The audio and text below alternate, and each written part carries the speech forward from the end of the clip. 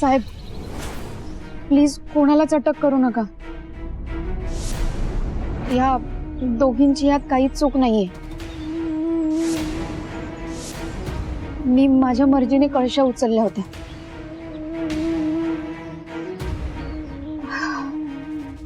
Warden madam माझ्या आईसारख्या आहेत ना, म्हणून मला इथे भेटायला आल्यात. माझ्या जीवाला कोणताच धोका नाहीये.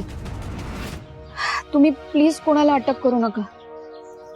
सरपोतदार मॅडम, हा तुमच्या घरातला मॅटर आहे, त्यामुळे तुम्ही तो घरातच सोडवा. यामध्ये पोलिसांना इन्व्हॉल्व करू नका. साहेबांना सिक्युरिटी देणं हे आमचं काम आहे. तुमच्या घरातलं मॅटर सोडवणं हे आमचं काम नाहीये. त्यामुळे साहेबांना दिलेल्या सिक्युरिटीचा गैरवापर करू नका. आम्हाला ही वरती उत्तर द्यावी लागतात. ठीक आहे, चला.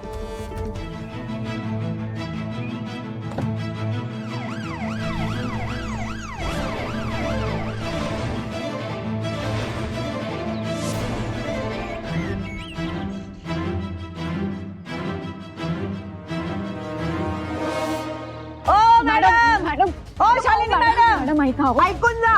तुम्ही माझ्या मुलीचा छळ करताय. मला इथे येऊ देत नाही तिला भेटायला. ठीक आहे, आता मी कधीच इथे येणार नाही, कारण मी इथून जाणारच नाहीये. इथेच राहणार आहे माझ्या मुली बरोबर तिच्या सासरी. ऐकलं का? मॅडम अहो जाऊ द्या ना, नका ना वाद घालू. ही वॉर्डन कशी कडबडते कुणास ठाऊक. जरा कुठे आपण स्वानंदीला शिक्षा करायचं म्हटलं तर ही तारहाण भरून येते. तिला दृष्टांत होतो की स्वप्न पडतात कुणास ठाऊक. मच्छील असं काही होत नाही. मला खात्री आहे या सगळ्या मागे सुद्धा स्वानंदीचे. ती वर गेली होती ना पाणी आणायला, तेव्हा तिने वॉर्डनला कॉल केला असणार आणि मग वॉर्डन आल्या इथे धावत. हो, हातात बंडाचा झेंडा घेऊन. तिची हिंमत कशी झाली ग माझ्या घरात माझ्यावर ओढून बोलायची. तिला अक्कल घडवलीच पाहिजे. आज तिने परत माझा अपमान केला आणि तोही माझ्याच घरात. मी नाही सोडणार तिला संचिता. मम्मा ऐका ओ मम्मा.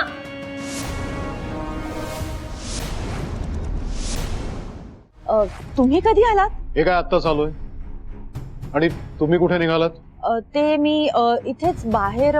हे बघा शालिनी, मला सगळं समजलेलं आहे. तुम्हाला किती वेळा मी सांगितलंय की नसते उद्योग करत जाऊ नका म्हणून. डॅड तुम्ही आम्हाला का बोलताय? अहो आमची काहीच चूक नाहीये. स्वानंदीने वॉर्डनना कॉल केला, त्या इथे आल्या आणि तमाशा घातला त्यांनी. आता त्या वॉर्डन स्वानंदीचे कान भरणार, मग झालं. Dad we must do something. हो, आणि आपण आत्ताच काही नाही केलं तर ती बाई सोकावेल आणि आपले सगळे प्लॅन्स फेल होतील. स्वानंदी जिंकेल, तुम्हालाही हरवून. डॅड ती मला हरवेल.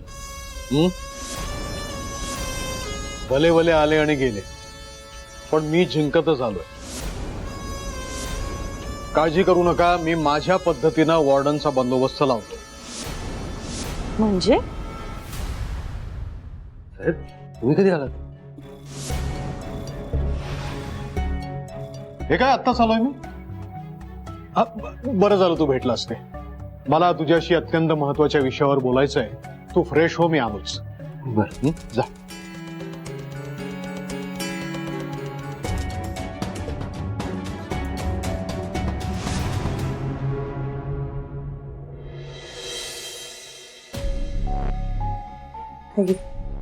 पाणी पी, थोडं बरं वाटेल. सावकाश.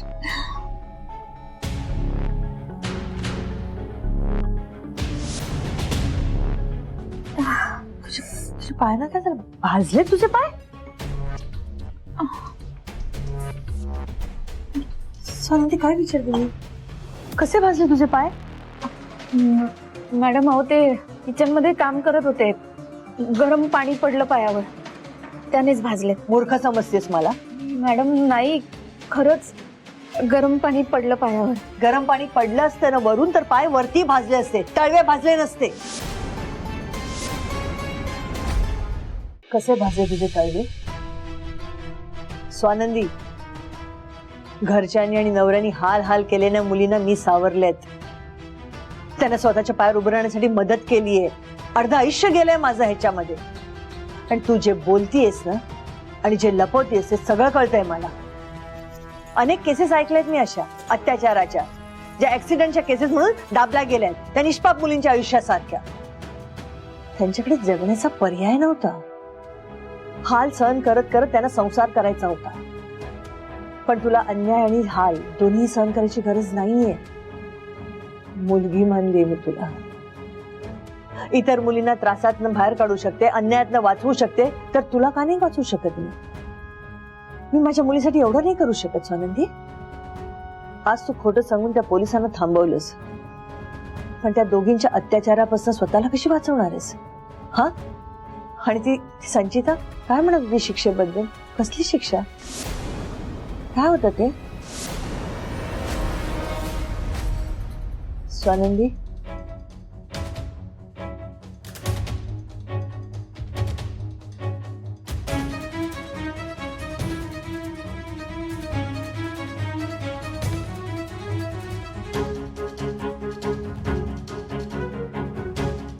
म्हणजे त्या सरपोतदारांच्या तोंडाला लोकांनी काळं फासलं, त्याची शिक्षा ते तुला देत आहेत? नालायकपणाचा कहर आहे हा. बस, ते काही नाही. आता मी तुला इथे एकटीला राहूच देणार नाही. आता मी इथे राहणार तुझ्या बरोबर काही दिवस, कळलं?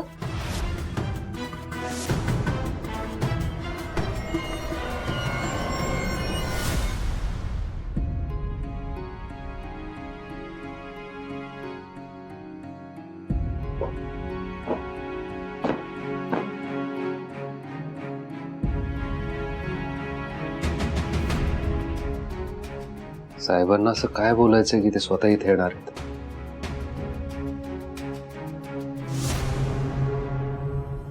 येऊ का म्हणे? अहो साहेब, विचारताय काय? या ना, तुमचंच घर आहे. अरे तसं नाही रे. आता ही खोली तुझी खासगी आहे ना, तेव्हा आत येताना परवानगी घ्यावी असा शिष्टाचार आहे, म्हणून मी तुला विचारलं. कसा आहेस तू? मी मजेत. आज मी एका वेगळ्याच विषयावर तुझ्याशी बोलायला आलोय. वेगळ्या विषयावर? काय बोला ना साहेब. काय झालं? काही सिरियस आहे का? नाही, म्हणजे मला कळत नाहीये की मी ह्या विषयावर तुझ्याशी बोलू की नको. नाही, बोला ना साहेब. काय ना म्हणे, आपलं हे घर, घरातली सगळी माणसं सुखी राहावी, आपल्या घरामध्ये शांतता नांदावी, अशी माझी एक माफक अपेक्षा आहे. म्हणजे मी जगात कुठेही असलो ना तरी सुद्धा माझं लक्ष या घराकडे, तुमच्याकडे असतं. मला तुमची काळजी असते. इथलं वातावरण प्रसन्न, मंगलमय, इथे सगळं शुभ घडावं ह्यासाठी मी प्रयत्नशील असतो. पण काय साहेब? पण काही लोकांच्या डोळ्यातनं इथलं सुख, इथली शांतता खुपते, आणि मग असं काहीतरी घडवलं जातं जे इथली सुख, इथली शांतता हिरावून नेतं. म्हणजे मी शालिनीला प्रत्येक वेळेला सांगतच असतो की तू जरा शांत राहा. अरे पण शेवटी ती माणूस आहे ना. आता तुमची ती वॉर्डन बाई स्वानंदीला भेटायला इथे आलीये आज. हो, आणि ती आल्यानंतर शालिनीचं डोकं फिरतं, ह्या घरातली शांतता भंग पावते. बरं, तुमची ती वॉर्डन मॅडम स्वानंदीची नुसती चौकशी करायला येत नाही, तर ती स्वानंदीचे कान भरते, तिच्या मनामध्ये विष कालवते, ज्यामुळे स्वानंदी ह्या घराच्या आणि सगळ्या माणसांच्या विरोधात जाते. आपल्या सगळ्यांचा तिरस्कार करते ती. ही वॉर्डन मॅडम असं का करते हे मला कळत नाहीये. पण आम्हाला या सगळ्याचा ना प्रचंड मनस्ताप होतो. अरे आता त्या वॉर्डननी तर हद्दच केली आहे. त्या म्हणतायत की त्या इथे राहायला येणार आहेत, आउट हाऊस मध्ये. काय तर म्हणे, आपल्याच घरामध्ये आपल्या स्वानंदीच्या जीवाला धोका आहे. नाही साहेब, पण हे चुकीचं आहे. म्हणजे ज्या घरात मी लहानाचा मोठा झालो त्या घरात स्वानंदीच्या जीवाला धोका कसा असू शकतो? अरे हे तुला समजतंय, तिला कुठे कळतंय? आपली स्वानंदी बाहेरची आहे, पण ही बाई ही तर त्याहून बाहेरची आहे. तिचा या घराशी, या कुटुंबाशी काही संबंध नाहीये. ती फक्त ना या घरामध्ये आग लावते आणि त्याच्यावर आपले हात शेकत बसते, बस. त्या आगीचे आपल्या कुटुंबाला किती चटके बसतायत ह्याची काही तिला कल्पना नाहीये. तुला सांगतो म्हणे, माझ्या तब्येतीवर ना ह्या सगळ्याचा प्रचंड परिणाम होतोय. आता उद्या समजा माझ्या तब्येतीचं काही बरं वाईट झालं तर काय बोलताय साहेब? तुम्ही काही काळजी करू नका, मी लगेच जातो, वॉर्डन मॅडमशी बोलतो. मी आलो. अरे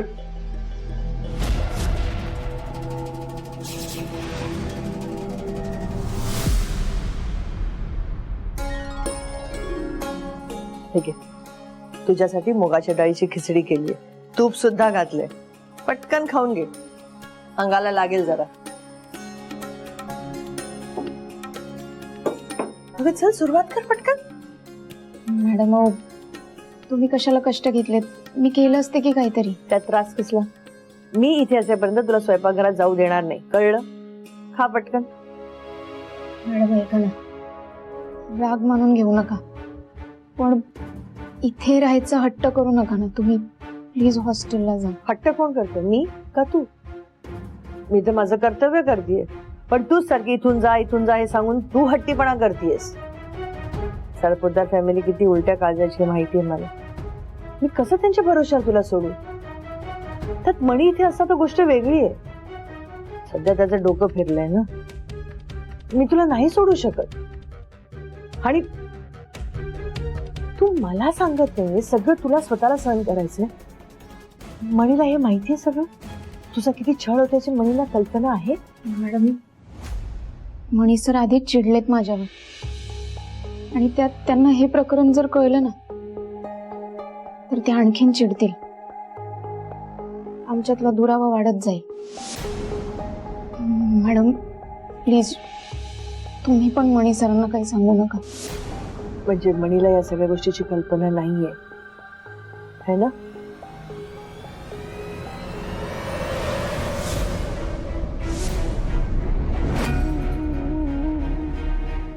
अरे सर तुम्ही या ना, आत या. बसा.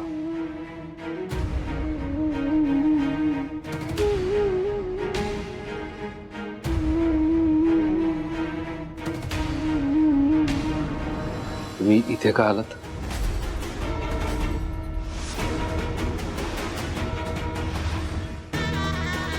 हे तू विचारतोस मला?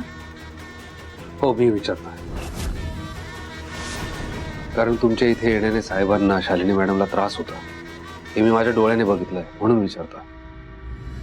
वा म्हण, त्यांना त्रास होतोय तो तू बघितलास, पण त्यांच्यामुळे तुझ्या बायकोला त्रास होतोय तो तुला दिसत नाहीये. अरे बघ ना तिची काय अवस्था झाली ती.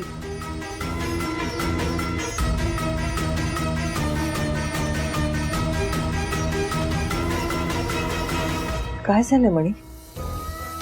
हा, ती बदललायस म्हणे तो. मी पाहिलेला मणी असा नव्हता. खूप प्रेमळ होता, विनम्र होता, सेन्सिटिव्ह होता. अरे तिची अवस्था बघ ना. या क्षणी तिला तुझी गरज आहे, फिजिकली, मेंटली, इमोशनली. काय झालं म्हणे? मी तुला फोन सुद्धा केला होता, तू फोन नाही घेतलास माझा. नाही मॅडम, मी तुमचा फोन घेऊ शकलो नाही, त्यासाठी खरंच सॉरी. पण प्लीज तुम्ही इथे नाही राहू शकत, तुम्ही हॉस्टेलला जा.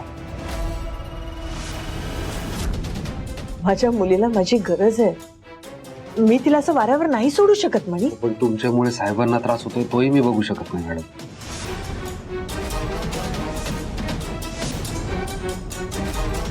मी जाते. तू तिच्या बरोबर इथे येऊन राहणार आहेस, तिची काळजी घेणार आहेस. तू तिची जबाबदारी घ्यायला तयार नाहीस आणि मलाही घेऊ देत नाहीस, असं कसं चालेल? आई आहे मी तिची. आणि साहेब मला वडिलांसारखे.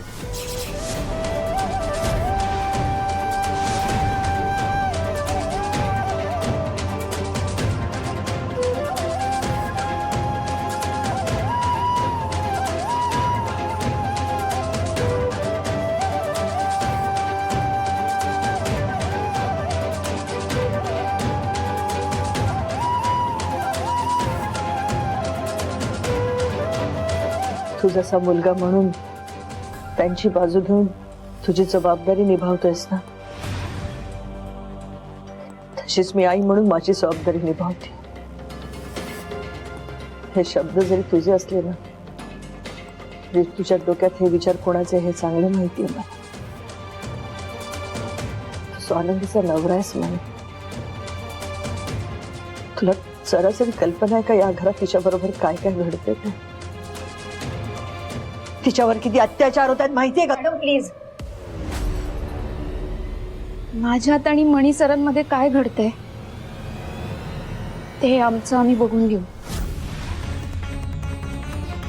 तुम्ही नका पडू यात. आणि माझ्या बाबतीत काय घडतंय हे माहिती आहे मणी सरांना. त्यांना वेगळं सांगायची गरज नाही. तू काय बोलतेस तुला कळतंय का? मॅडम प्लीज, मी हात जोडते तुमच्या पुढे. या सगळ्यात नका पडू. मॅडम प्लीज प्लीज तुम्ही इथे नका राहू. मी रिक्वेस्ट करतोय तुम्हाला.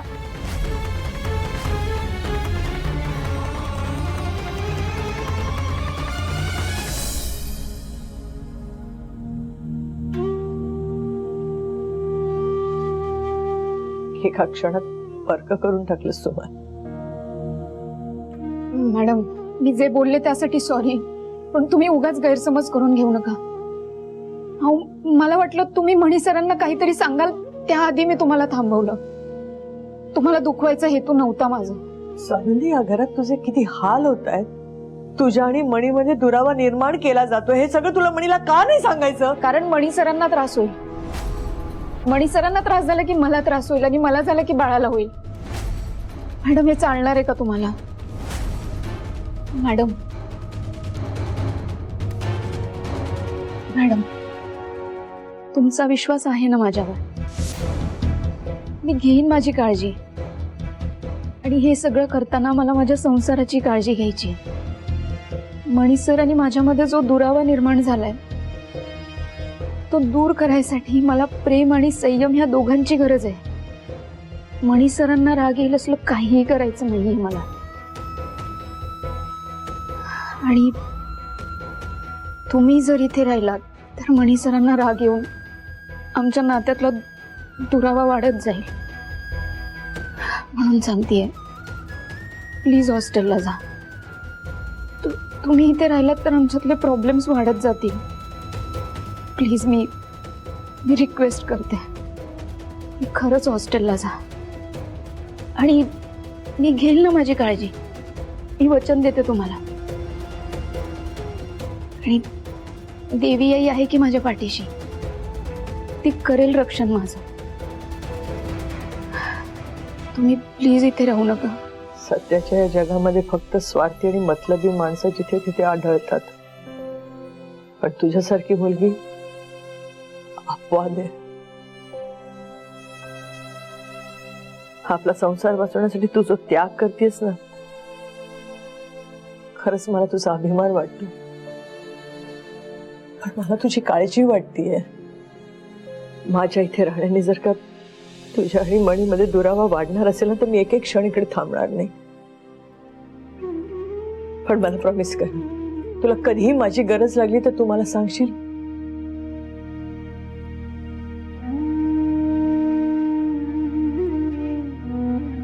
सॉरी.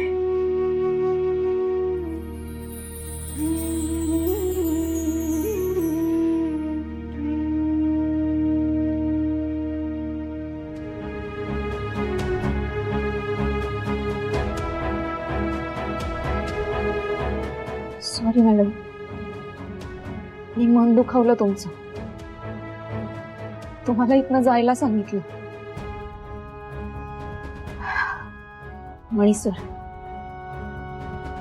तुमच्या निर्णयाचा मान राखला मी. गेल्यात वॉर्डन मॅडम.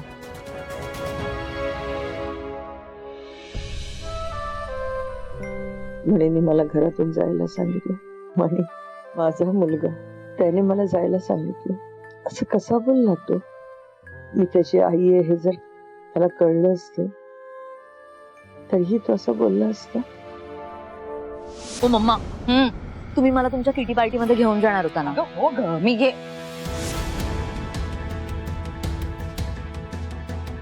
कुठे चालल्या? अय्या, हे काय?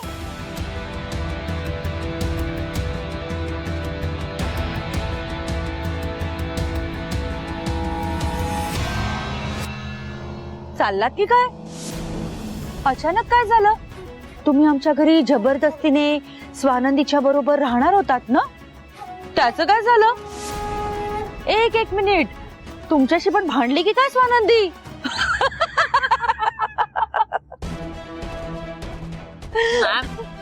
नका हो जाऊ.